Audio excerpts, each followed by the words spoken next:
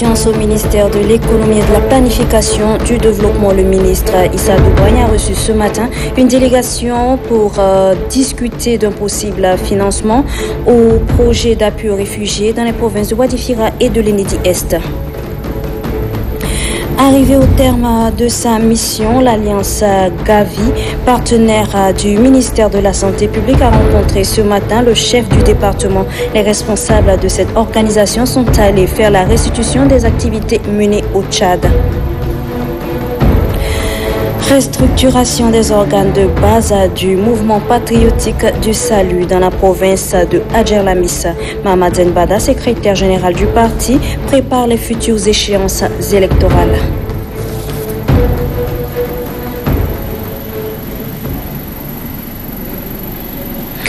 Mesdames et messieurs, bonsoir et merci de nous rejoindre sur Télé Tchad. Ouvrons cette édition avec cette brève. Les lampions se sont éteints cet après-midi à Bangor, chef-lieu de la province du Mayo-Kébi-Est. Un événement relatif au 9e congrès électif de l'Union des journalistes tchadiens. Cette cérémonie s'est déroulée en présence du ministre de la Communication, porte-parole du gouvernement, Oumar Yahya Hissène, ainsi que plusieurs invités de marque et le gouverneur de la province. Un nombre important d'hommes de médias a rehaussé la cérémonie. Dans son discours de clôture, le ministre de la Communication a rappelé que la tenue de ce congrès qui vient de s'achever n'est pas une simple formalité, bien au contraire, il constitue un engagement moral et professionnel de toute la presse nationale à mobiliser les ressources nécessaires disponibles en vue de permettre à cette organisation de se positionner sur la trajectoire de la modernité et de l'excellence. Je le disais au début de ce journal, le ministre de l'économie et de la planification du développement, Issa Doubragna, a reçu en audience une délégation de la Banque mondiale au menu de leurs échanges à la restitution des besoins de la population du Wadifira et de l'Enedi-Est pour le financement des projets d'appui aux réfugiés. Les détails avec Damge Lidné Joël. Ils ont fait le déplacement de Wadifira et de l'Enedi-Est pour recueillir les besoins des populations des camps de réfugiés. Ces membres de la délégation de la Banque mondiale, à travers cette mission, ont reçu des informations pour accentuer l'intervention de leur institution pour le financement du projet d'appui aux réfugiés et aux communautés d'accueil par camp. Après ces deux provinces, ils sont venus à la rencontre du ministre de l'économie et de la planification du développement, Issa Doubragna. Cette rencontre vise à mettre le ministre au parfait de leurs travaux de terrain. Un programme très important pour nous parce que il va être le plus important dans le volume du financement qui est accordé au Tchad. On va être dans l'ordre de 135 millions pour un seul projet. Couvrant au départ 3 provinces, le PARCA s'étend désormais sur 4 autres provinces du pays. À cet effet, le gouvernement salue l'engagement de la Banque mondiale pour ses appuis multiformes. L'ensemble du gouvernement et donc les ministères concernés apporteront le concours nécessaire pour le succès de ces programmes que nous savons très importants pour le bien-être de notre population. Le projet d'appui aux réfugiés et aux communautés d'accueil initié par le gouvernement et financé par la Banque mondiale œuvre pour l'accès des populations bénéficiaires à l'eau potable, à l'énergie, aux infrastructures communautaires et surtout contribue à la valorisation du capital humain. La mission accomplie par l'Alliance Gavi, partenaire du ministère de la Santé publique, a pris fin hier. Avant de quitter le Tchad, la délégation a fait une restitution au ministre de la Santé publique lors d'une rencontre qui a eu lieu au sein de la dite institution. Idrissa Oumar Idriss. La vaccination contre la rougeole, la méningite, la polio nécessite des moyens financiers conséquents. Pour combattre ces maladies, l'Alliance Gavi, après avoir effectué une mission de 3 jours, a constaté que les efforts ont été consentis par le ministère de la Santé publique pour accompagner la politique de vaccination contre les maladies cibles. Cette rencontre avec le ministre de la Santé publique, Mahmoud Youssouf Khayal, a pour objectif de restituer les activités de la mission effectuées du 14 au 17 janvier au Tchad. Nous avons identifié un certain nombre de dossiers et de travaux à réaliser ensemble. Et nous avons aussi introduit des équipes nouvelles qui vont être à la disposition du ministère de la Santé pour rester en permanence et être associés à nos partenaires OMS, UNICEF, dans le travail quotidien avec le ministère. Pour le professeur Mahmoud Youssouf Khayal, l'apport des partenaires pour lutter contre les maladies endémiques et épidémiques est très important. Le Tchad en a bénéficié beaucoup. Le Tchad, si on prend seulement le fonds mondial, va avoir de 2022 à peu près 117 millions d'euros. Et là, tout ça, c'est la vaccination, c'est le paludisme, c'est la tuberculose, c'est le sida et plein d'autres maladies qu'on va prendre en compte. L'appui financier de l'Alliance Gavi a permis de renforcer la chaîne de froid, l'acquisition des vaccins, la mise en œuvre de l'approche de chaque district sanitaire, ainsi que l'introduction de nouveaux vaccins au Tchad. Le président de l'Ordre national des médecins du Tchad, Dr Banguinam Dionadi, a fait un point de presse ce matin au siège de son organisation après avoir énuméré les difficultés rencontrées par les médecins pendant l'année écoulée dans l'exercice de leurs fonctions. Le président de l'ONMT encourage ses collègues à garder le même dynamisme afin de sauver des vies humaines et se prononce également sur les actions à venir afin de rendre visible le système sanitaire tchadien. Suivez. Nous nous réjouissons d'abord, déjà au niveau de l'ordre, du projet d'augmenter les crédits alloués aux hôpitaux. Mais nous demanderons que ces ressources supplémentaires puissent atteindre réellement leurs cibles. Les séances de formation continue et l'évaluation des pratiques professionnelles seront axées sur les urgences médico-chirurgicales dans les structures dédiées à ce domaine. Enfin, pour contribuer à la réduction du taux de mortalité et de morbidité dans notre pays, l'Ordre national des médecins, imbu de son rôle de développement de la médecine traditionnelle, entend travailler avec les associations de vrais praticiens pour améliorer leur approche thérapeutique. Et puis les responsables de l'Union des télévisions privées d'Afrique, UTPA, ont animé une conférence débat ce matin. Objectif à présenter les conclusions de l'Assemblée générale de la détenue tenue à Khartoum au Soudan du 12 au 13 janvier dernier. Falambi Soulgan. Quelques jours après la tenue de l'Assemblée générale de l'Union des télévisions privées d'Afrique à Khartoum au Soudan, les responsables de la plateforme ont animé une conférence débat pour éclairer l'opinion nationale des résolutions de la dite Assemblée générale. Dans son entame, le vice-président de l'UTPA, le Nigérien Abdourahmane Mustafa, a tenu à rappeler la genèse de son organisation et surtout sa mission. Les assises de Khartoum au Soudan sont d'une importance capitale pour nous, puisqu'elles ont marqué un tournant décisif dans la vie de notre Union.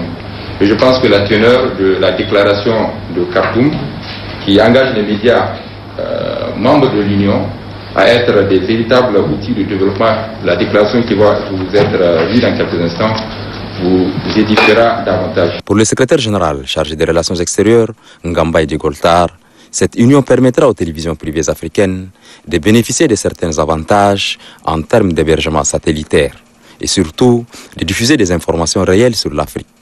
La présidence du bureau de l'Union des télévisions privées d'Afrique est assurée par Aboubakar Mohamed Bourgo du Tchad, la vice-présidence par Abdourahmane Mustafa du Niger. Le secrétaire général chargé des relations extérieures sera assuré par Ngamba Goltar du Tchad, secondé par Maïmouna de la Mauritanie, Mamad Saleh Ben Malala du Tchad et le trésorier général, secondé de Abba Oumarou Baba du Gabon pour un mandat de 3 ans.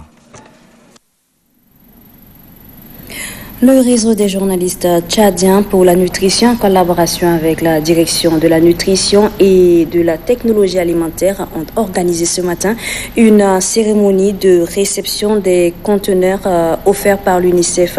C'est un appui qui vise à éradiquer la malnutrition. Yarcho Abani.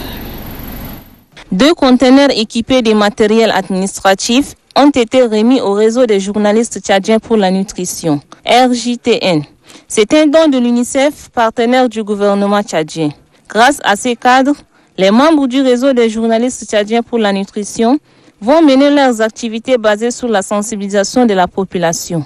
La collaboration que nous avons pu établir avec le réseau des journalistes tchadiens pour la nutrition a montré, comme l'a si bien dit le président, des résultats probants à travers la diffusion des messages radio, des messages télévision qui ont permis aux populations de mieux comprendre l'intérêt et les enjeux derrière la nutrition. Ce geste est apprécié par le président du réseau des journalistes tchadiens pour la nutrition.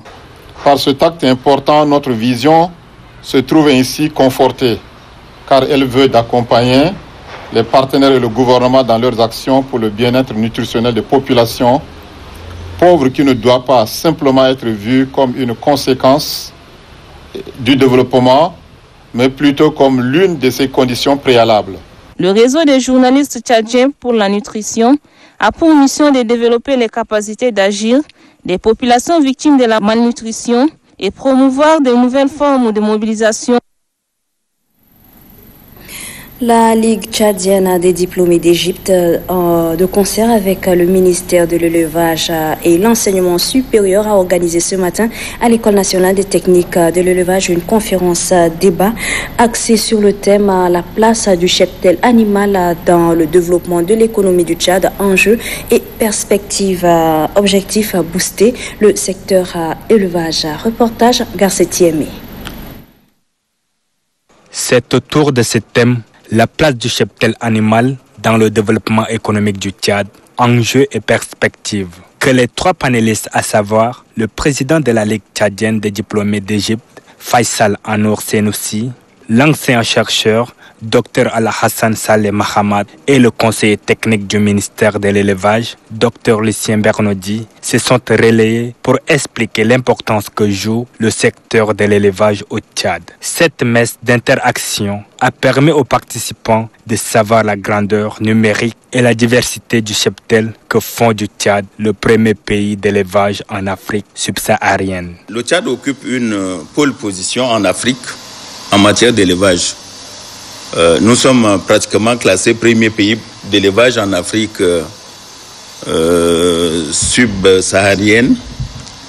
Et on dit que chaque Tchadien a au moins 3 bœufs, 4 bœufs, un dromadaire. Donc vous voyez ce que ça veut dire. Et que d'autres pays parmi voisins nous envient à cause de ça.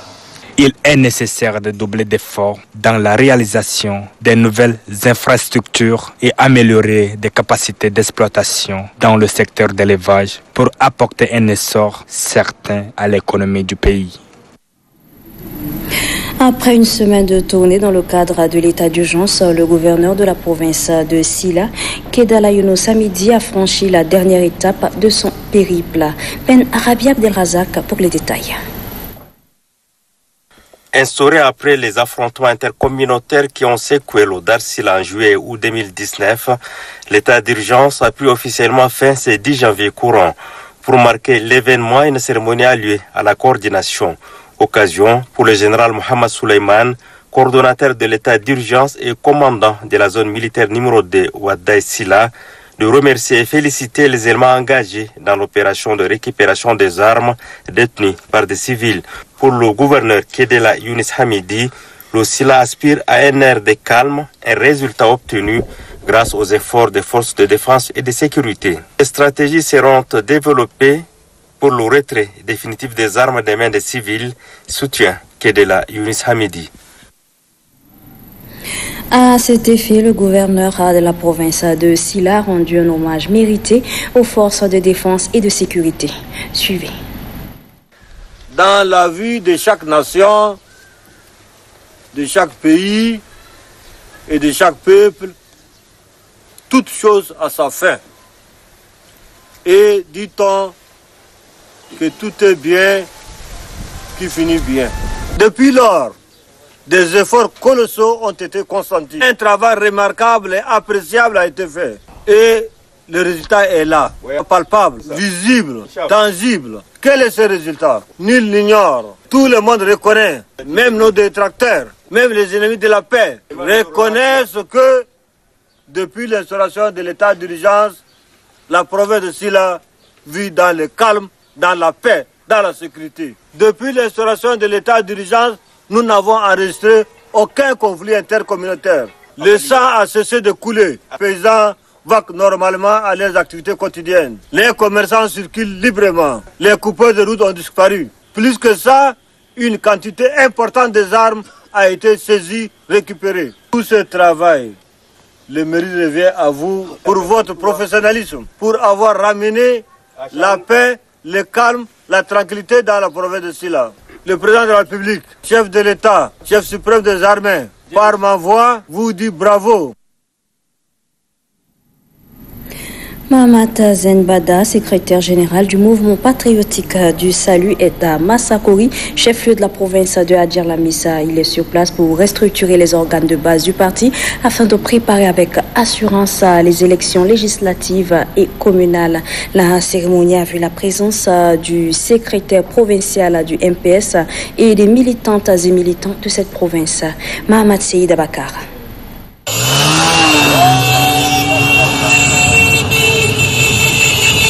Massakori, chef-lieu de la province de Hadjer-Lamis, vit et respire au rythme du mouvement patriotique du salut ce samedi 18 janvier 2020.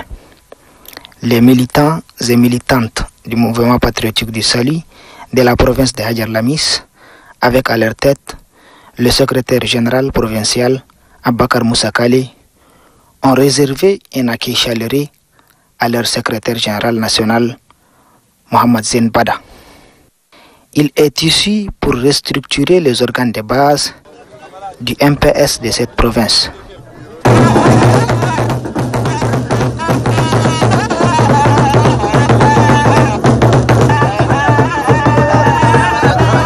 Aussitôt arrivé, le secrétaire général national du MPS et la délégation qui l'accompagne se sont rendus au gouvernorat pour présenter leur civilité et le mobile de leur déplacement.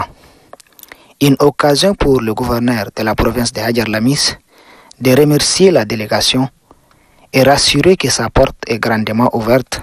Le gouverneur est le garant de toutes les politiques dans la région de Hadjer-Lamis. Voilà pourquoi je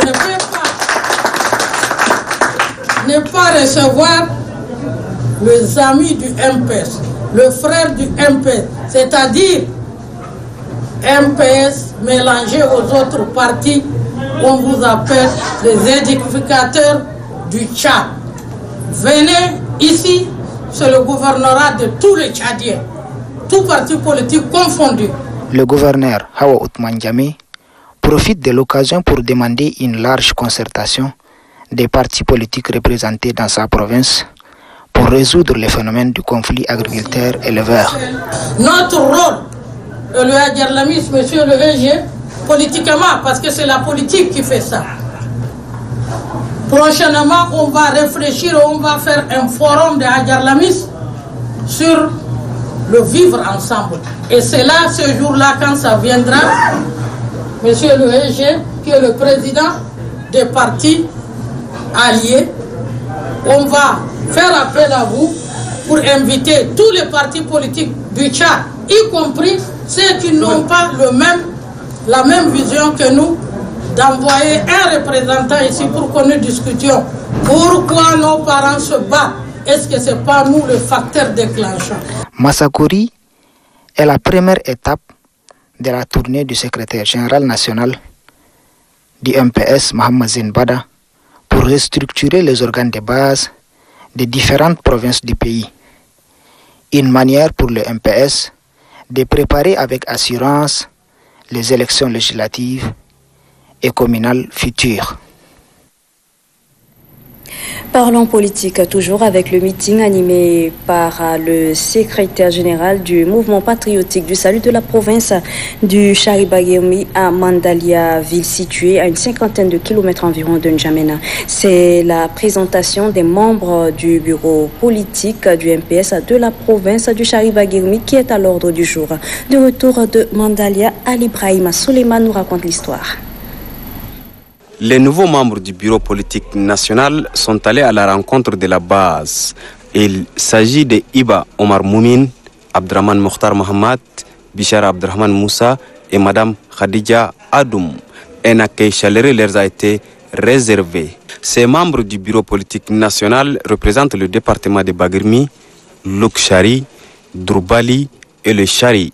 Le secrétaire général du mouvement patriotique du salut de la province du Chari-Bagirmi, Kadr Saleh Kana, présentant les nouveaux membres à la base, a remercié le chef de l'État Idriss Déby Itno, président fondateur du mouvement patriotique du salut, de la confiance placée à cette équipe.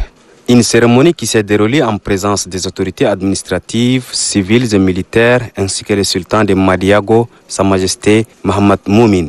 Le sultan rassure les membres du bureau politique national que la victoire dans le Chari-Bagirmi est certaine lors des prochaines élections législatives et communales. Les jeunes du parti n'étaient pas du reste.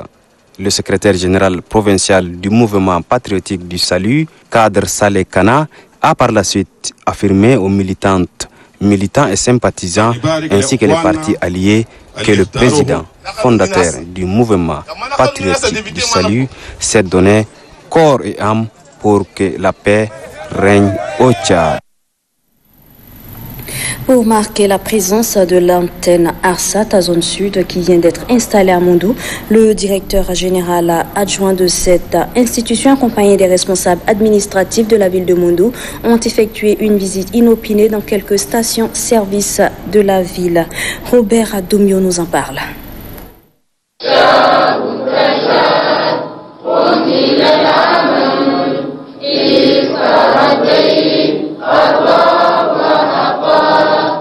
Ils sont 100 élèves des différents établissements scolaires de la capitale à prendre part à cette formation. Souciés de leur avenir et de l'avenir d'un Tchad meilleur, ces jeunes seront outillés sur la paix et l'unité nationale dans la perspective de vulgariser les notions apprises dans leur entourage respectif. Au niveau des établissements scolaires, où se préparent ceux qui assureront l'avenir de ces pays, le civisme ne doit pas être une matière pour obtenir des points, mais une ouverture d'esprit sur l'amour du prochain, de vivre ensemble, la culture de la paix et l'esprit de tolérance, le respect des institutions, des symboles de l'État, le respect de l'environnement et de la propriété. Durant cette formation, les participants passeront au pain les modules programmés visant à promouvoir les messages du vivre ensemble dans leur établissement. Ces 100 jeunes seront désignés ambassadeurs de la paix dans leurs établissements respectifs à la fin de cette formation. Toutes nos excuses, chers téléspectateurs. Il s'agissait plutôt de l'ouverture des travaux de la formation des élèves ambassadeurs de la paix par la plateforme Le Tchad d'abord et un reportage signé Mariam Hassan Hissène.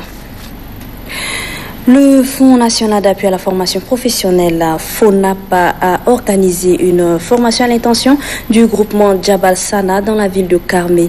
10 jours de technique d'entrepreneuriat et de la gouvernance associative. Des précisions avec Ngueyam Bengueri.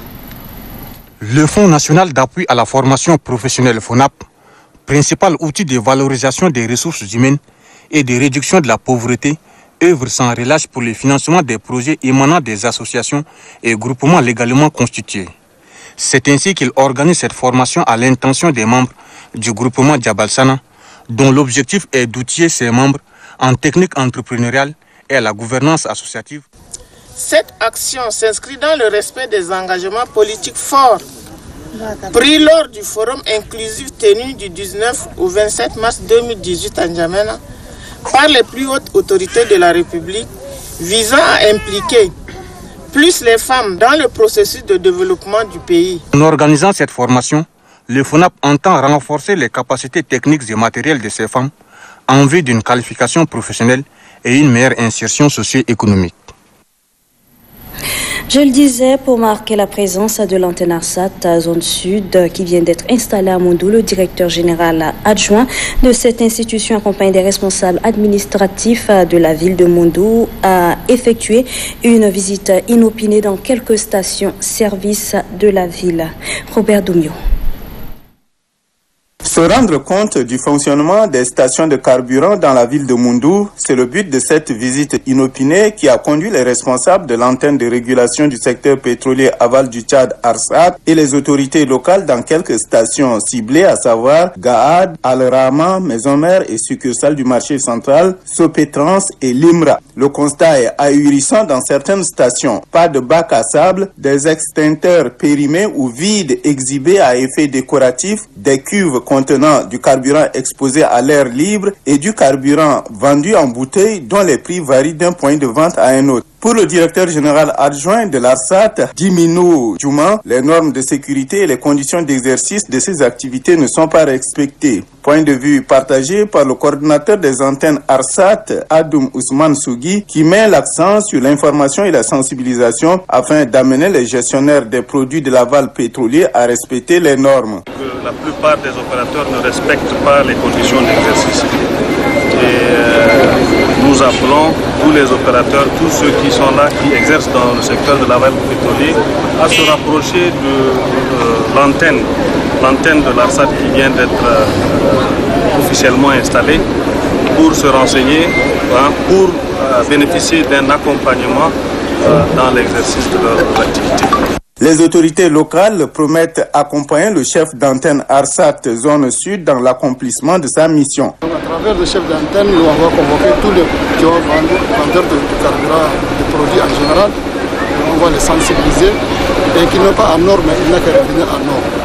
Qui n'ont pas de manquement, il n'a qu'à accompagner dans le projet de l'année. Le préfet du département de l'Akoué, Youssouf Oumar Bar, entend convoquer dans les jours qui suivent une réunion de sensibilisation et de mise en garde contre la vente anarchique du carburant afin de mieux sécuriser la population moundoulaise.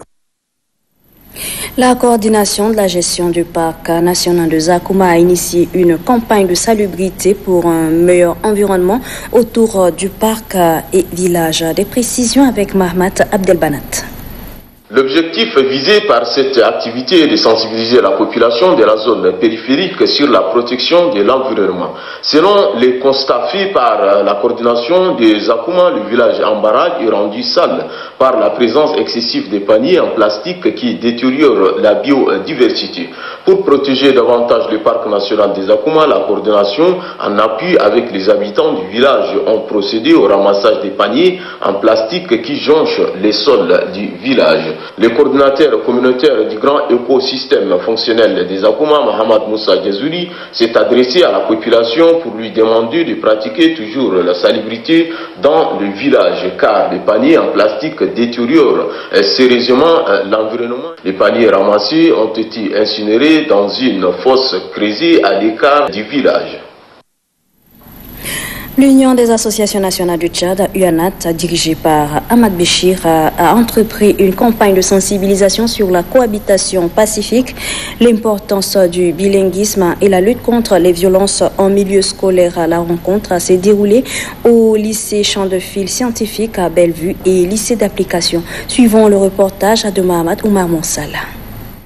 Le président de l'Union des associations nationales du Tchad, UANAT, Ahmad Béchir, accompagné de ses proches collaborateurs, poursuit sa campagne de sensibilisation. La lutte contre la violence en milieu scolaire, l'importance du bilinguisme et la cohabitation pacifique sont les questions débattues dans les différents établissements de la capitale. Les objectifs poursuivis étant d'encadrer, d'orienter les élèves dans la réussite de leurs études et surtout d'accompagner le gouvernement tchadien dans sa politique de réforme de l'éducation. Quelques élèves ont soulevé des questions relatives aux difficultés liées à l'apprentissage de la langue arabe. Cette sensibilisation contribuera sans nul doute à la lutte contre la violence en milieu scolaire, le vivre ensemble, le respect et l'application du bilinguisme dans les établissements, une manière pour cette organisation de contribuer à la réussite du système éducatif tchadien afin de lui redonner ses lettres de noblesse. Les finalistes du concours Éloquence organisé dans le cadre du mois de l'histoire des Noirs sont connus. Il s'agit du lycée Cheikh Hamdan et du lycée George Washington. Cette demi-finale s'est déroulée ce matin au centre Almona. Dionati Nestor nous donne les résultats. Le verdict de la demi-finale du concours d'éloquence des établissements de la capitale est tombé. Les membres du jury ont unanimement porté leur choix sur la prestation du lycée Cheikh Andam et du lycée George Washington. C'est après 3 passages devant le jury que les 2 lycées se sont qualifiés pour la finale. Le lycée Cheikh Andam décroche son ticket avec une moyenne de 75,16 sur 100. Il est talonné du lycée George Washington avec 72,77 sur 100. Le lycée Ibn Sena gagne la 3e place avec une moyenne de 71,68 sur 100. Et enfin, le lycée de Gassi ferme la marche avec 65,55 sur 100. Les heureux gagnants n'ont pas caché leur satisfaction. Je suis ravie d'être en demi-finale et j'espère pouvoir faire de mon mieux afin de gagner, s'il faut le dire. L'important, c'est que j'ai eu à participer et vous montrer au peuple mon point de vue, c'est tout. Et je suis très heureuse aujourd'hui. L'excellence est le maître mot de ce concours interétablissement dénommé Mois de l'histoire des Noirs en Afrique. La finale est prévue pour le 29 février prochain. Le pasteur de l'église évangélique Foursquare International Tchad, Natoyala Rindar, a fait un point de presse relatif au jubilé des 100 ans d'existence de l'évangile au Tchad. Nous l'écoutons. L'évangile du Christ pénètre le Tchad en 1920. Le Tchad fut le dernier pays de l'Afrique centrale à être atteint par l'évangile à cause de sa position géographique.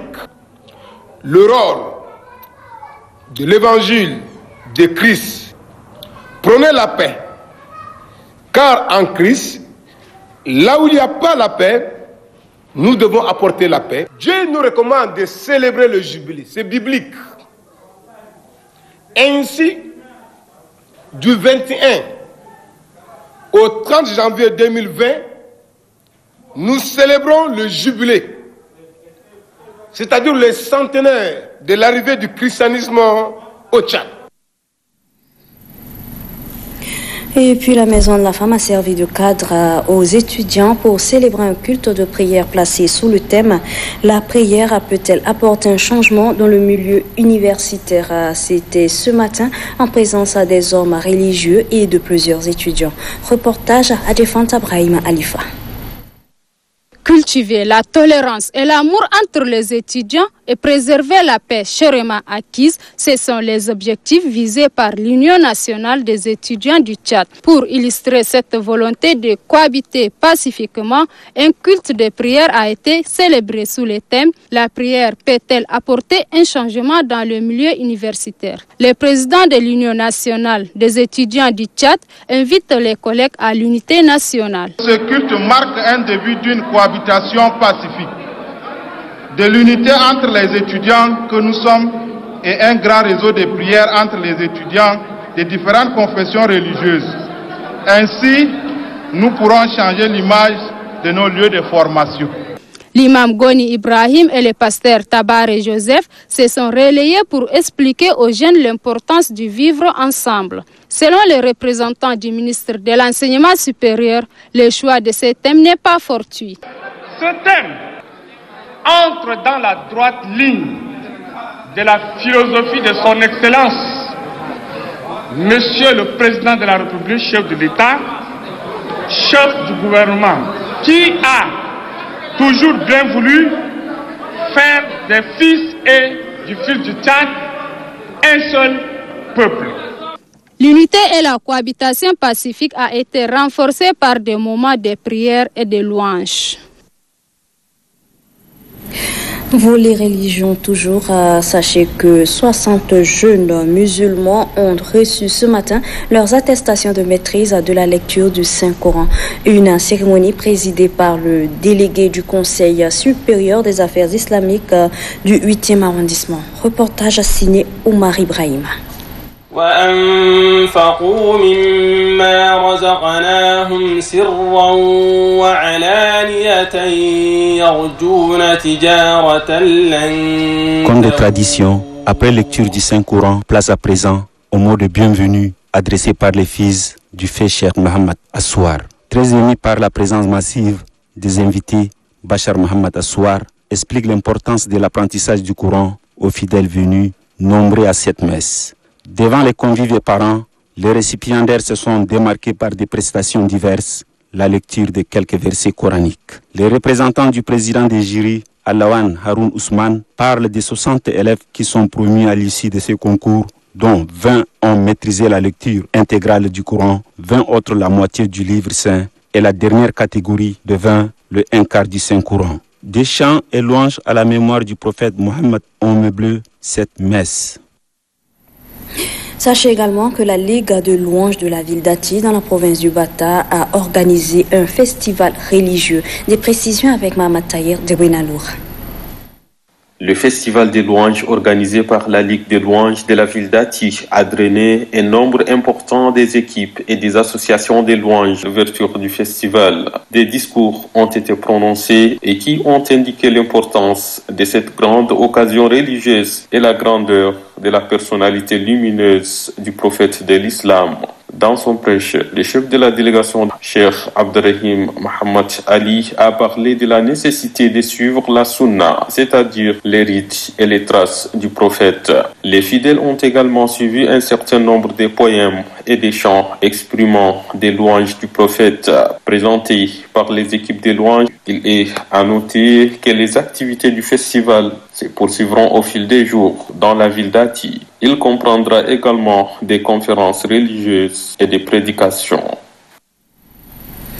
Après leur défaite avant-hier contre la Guinée équatoriale, les basketteurs nationaux ont écrasé les Gabonais sur un score sans appel de 75 points à 49 hier soir à Malabo. Les Sao version basket joueront leur dernier match contre la Guinée. La revanche des Sao est très attendue. Innocent Kilayo. Allez les Sao! Battus lors de leur deuxième match contre le Zalang national de la Guinée équatoriale, les basketteurs nationaux se sont ressaisis et ont administré une véritable leçon de basketball aux Panthères du Gabon. La fougue et la rage de vaincre des joueurs de basketball du Tchad a dépassé les Gabonais qui ont capitulé sur un score très sévère, 75 points à 49, soit une différence de 26 points. Les basketteurs tchadiens gagnent ainsi en aller-retour le Gabon. Les Sao Basketball joueront leur dernier match contre le Zalang national de la Guinée équatoriale. Il leur suffit une petite victoire pour que le Tchad arrache la première place de la qualification. Le match de revanche des Sao est très attendu contre le Zalang national à Malabo, qui joue à domicile. Mais cette mission n'est pas impossible pour les basketteurs nationaux. Ils sont capables de renverser la tendance et de remporter ces matchs pour que le Tchad se qualifie au prochain tour de l'Afro-Basket. Et c'est sur cette page sportive que se referme cette édition du journal. Mesdames et messieurs, merci pour votre fidélité et très bonne suite de programmes sur Télé Tchad.